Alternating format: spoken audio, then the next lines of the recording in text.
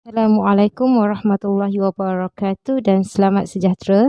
Saya Azaliza binti Baharum dari Politeknik Melaka, pembentang kertas kajian yang bertajuk Pembangunan dan Keberkesanan Penggunaan Trainer Penjana Tiga Fasa sebagai Alat Bantu Mengajar Proses PDP bagi kursus Electrical Circuit yang ditulis oleh saya sendiri bersama Encik Krishnamurti dari Politeknik Sultan Azlan Shah dan Encik M. Chandran yang juga dari Politeknik Melaka. Trainer penjana tiga fasa dibangunkan sebagai alat bantu mengajar yang boleh digunakan semasa kelas teori mahupun semasa kerja amali di makmal bagi memastikan hasil pembelajaran khusus tercapai. Inisiatif pembangunan trainer ini adalah bagi mengatasi masalah saiz peralatan sedia ada yang besar yang menyebabkan ia tidak mudah alih dengan kos perolehan dan kos selenggaraan yang mahal. Tujuan kajian dijalankan adalah yang pertama, untuk menjelaskan proses pembangunan trainer. Yang kedua, tujuannya adalah untuk membuktikan keberkesanan penggunaan trainer penjana tiga fasa iaitu kos perolehan dan kos selenggaraan dapat dikurangkan dan pencapaian hasil pelajar dapat ditingkatkan. Hasil kajian membuktikan bahawa kos pembelian trainer dapat dikurangkan sebanyak 98.9%, kos selenggaraan dapat dikurangkan sebanyak 96.05% dan meningkatkan hasil pembelajaran sebanyak 15%, di mana peningkatan ini menyebabkan sasaran CLO yang ditetapkan telah tercapai. Sekaligus, kajian ini mendapati trainer penjana tiga fasa adalah praktikal untuk dihasilkan dan digunakan. Alat bantu mengajar adalah sesuatu yang sangat diperlukan oleh semua institusi pengajian atau pusat latihan yang mengendalikan kursus electrical technology sebagai asas kursus-kursus kejuruteraan elektrik yang lain. Tujuan menghasilkan dan menggunakan trainer ini adalah untuk memudahkan proses PDP bagi kedua-dua pihak iaitu pelajar dan pesyarah agar ia lebih praktikal dan berkesan. Masalah yang dihadapi ketika ini ialah penggunaan trainer sedia ada yang memerlukan kos yang tinggi dari segi pembelian dan selenggaraan, tidak mudah alih kerana saiz yang besar dan berat dan mengambil masa yang lama bagi pelajar memahami kandungan tajuk ini. Bagi kajian literatur, Muhammad Arid, Muhammad Zul Hasnal dan Fadli 2019 menyatakan bahawa pesyarah perlu mempunyai strategi pembelajaran untuk mewujudkan PDP yang aktif dengan melibatkan pelajar berfikir bagi menyelesaikan sesuatu masalah.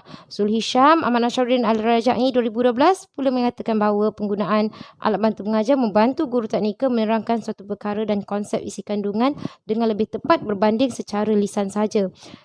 Krishnamurti, Chandran dan Zahidi 2018 pula menyatakan bahawa PDP yang dirancang, disusun dan disokong dengan alat bantu mengajar membantu pensyarah menerangkan sesuatu konsep dengan lebih tepat dan merangsang perkembangan potensi pelajar.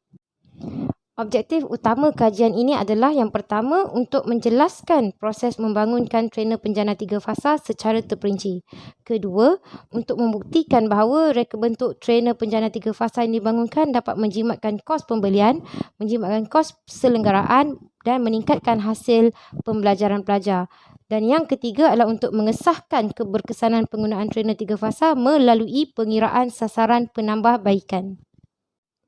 Metodologi bagi tajuk kajian ini adalah Catale, pembangunan prototip 1, penambahbaikan prototip 1, akhir sekali adalah pembangunan prototip 2. Ini adalah Catale. Rajah adalah lakaran prototip 1. Pada permulaannya, konsep pemotongan flux magnet oleh gegelung digunakan bagi menghasilkan voltan tiga fasa yang boleh dipaparkan melalui osiloskop. Software ikat digunakan untuk reka bentuk lita dan bahan utama adalah copper coil magnet, magnet neodymium, toggle switch, potential meter, gate DC 12 volt motor, male connector, coupling dan aksesori lain seperti skru dan nut.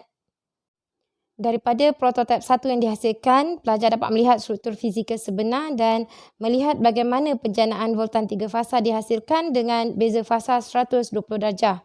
Tetapi 4 kelemahan prototip 1 telah dikenal pasti iaitu tiada ciri keselamatan kerana tidak bertutup, susun atur dan pemasangan yang kurang kemas, tiada sambungan untuk sistem mengesan gelombang tiga fasa secara serentak dan penggunaan kotak PVC yang agak mudah pecah.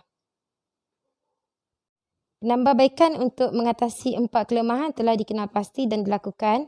Pertama, ciri keselamatan penutup telah ditambah pada bahagian atas dan keliling untuk mengelakkan sentuhan semasa uji kaji dijalankan. Penutup bercirikan luksina untuk memberikan pengalaman pembelajaran secara visual kepada pelajar. Kedua, penggunaan kotak PVC telah digantikan kepada kotak akrilik yang lebih lasak.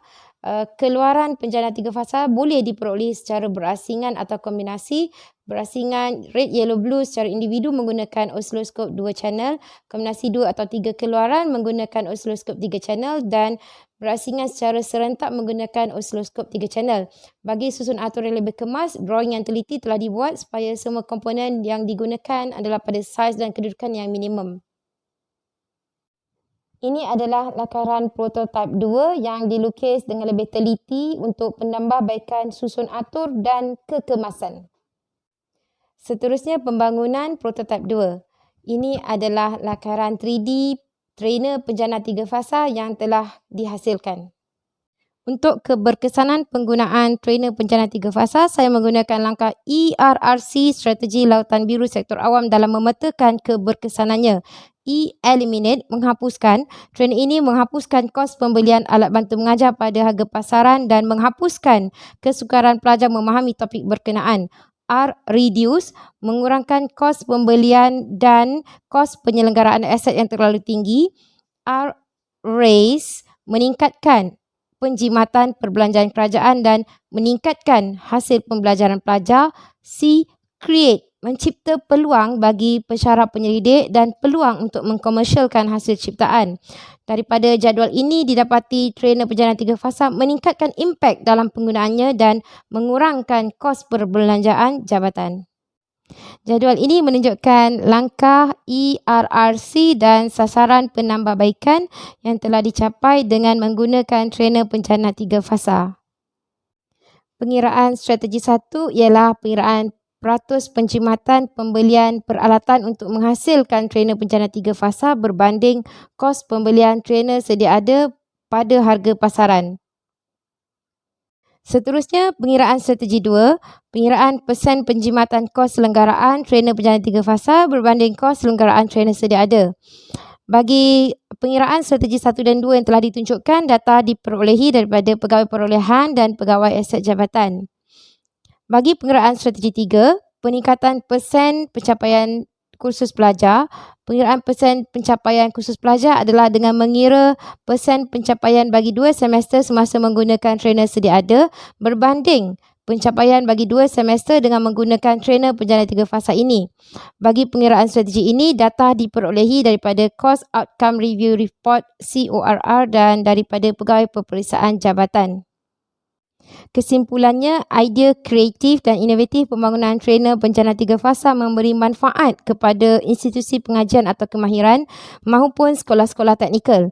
Kemampuan mencapai objektif inovasi memberi impak yang positif dan menyeluruh terhadap organisasi dan pengguna.